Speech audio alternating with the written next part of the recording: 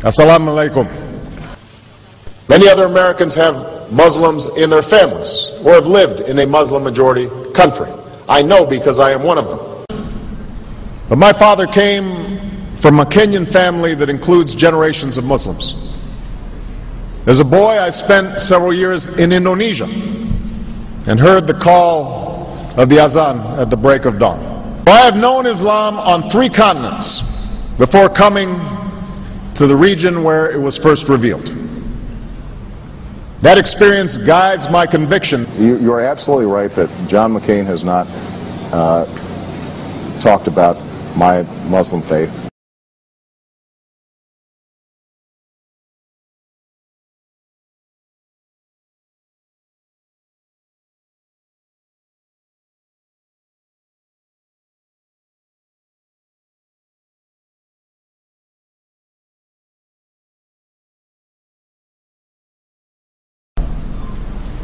As the Holy Quran tells us, the Holy Quran teaches that, the Holy Quran tells us, and the Holy Quran also says,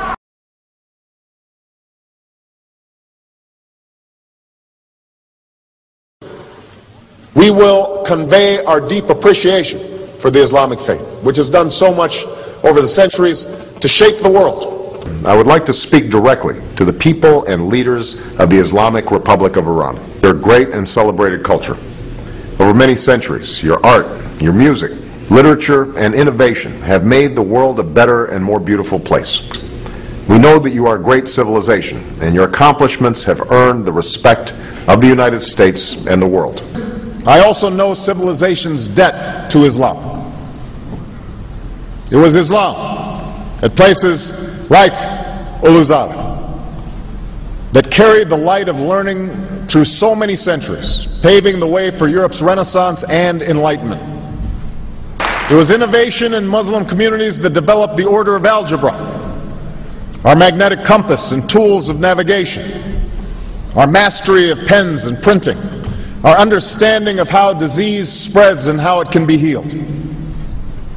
Islamic culture has given us majestic arches and soaring spires, timeless poetry and cherished music, elegant calligraphy, and places of peaceful contemplation.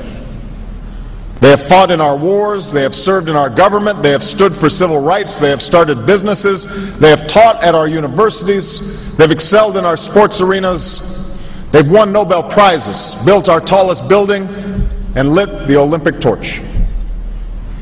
And when the first Muslim American was recently elected to Congress, he took the oath to defend our Constitution using the same Holy Quran. In ancient times and in our times, Muslim communities have been at the forefront of innovation and education.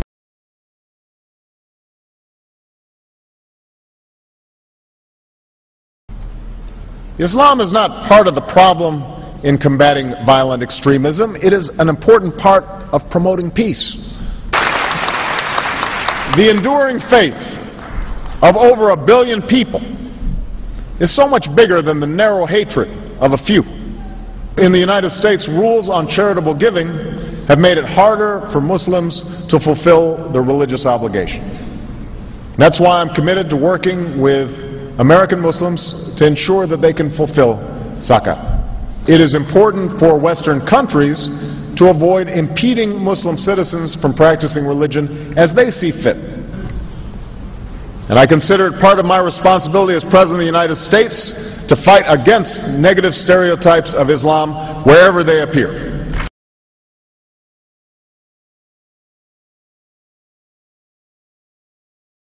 We are no longer a Christian nation. We do not consider ourselves a Christian nation. The United States has been enriched by Muslim Americans. Since our founding, American Muslims have enriched the United States. Islam has always been a part of America's story. There is a mosque in every state in our union, and over 1,200 mosques within our borders. One of the points I want to make is that if you actually took the number of Muslims Americans, we'd be one of the largest Muslim countries in the world. Let there be no doubt, Islam is a part of America.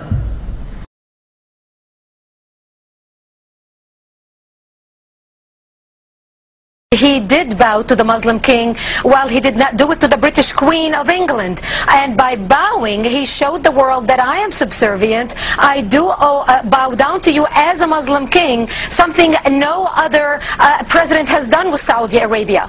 The Saudi king is his peer. He is not his subordinate in order to bow for him. And this is exactly what Obama did. Usually it is out of respect that someone would nod his head when bowing to royalty, and the ladies will give curtsy. But Obama went beyond what is required as a head of state and bowed to the Saudi king, and that's unacceptable. It sent the wrong symbol. When you say it sends the wrong signal, what signal do you think it sends? It sent a message that Islam is superior to any other master or king or president in the world, that an American president bowed to a Muslim king.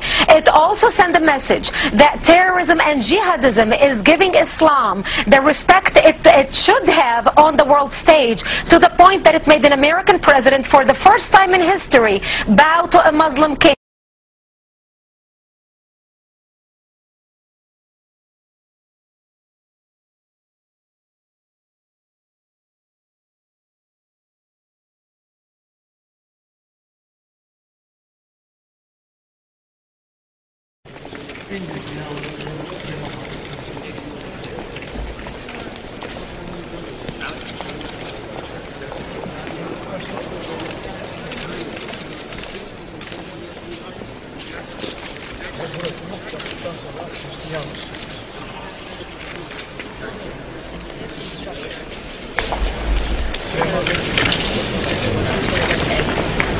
And this is a common thought shared by all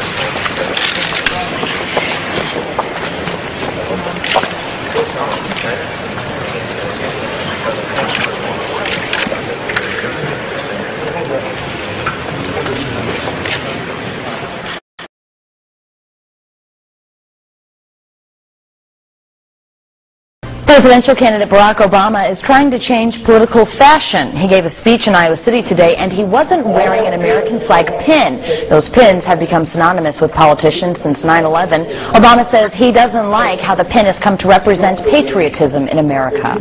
I won't wear that pin on my chest. It's a little weird, Alan, that in the middle of the campaign the guy takes off the American flag that most people wear because they're proud of their country. Let me speak as clearly and as plainly as I can.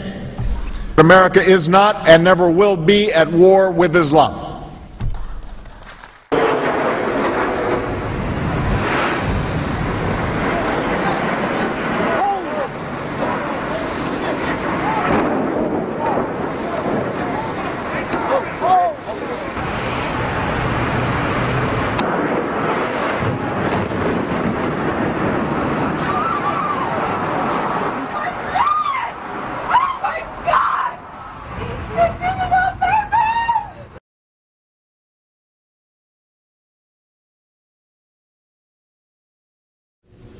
Thank you.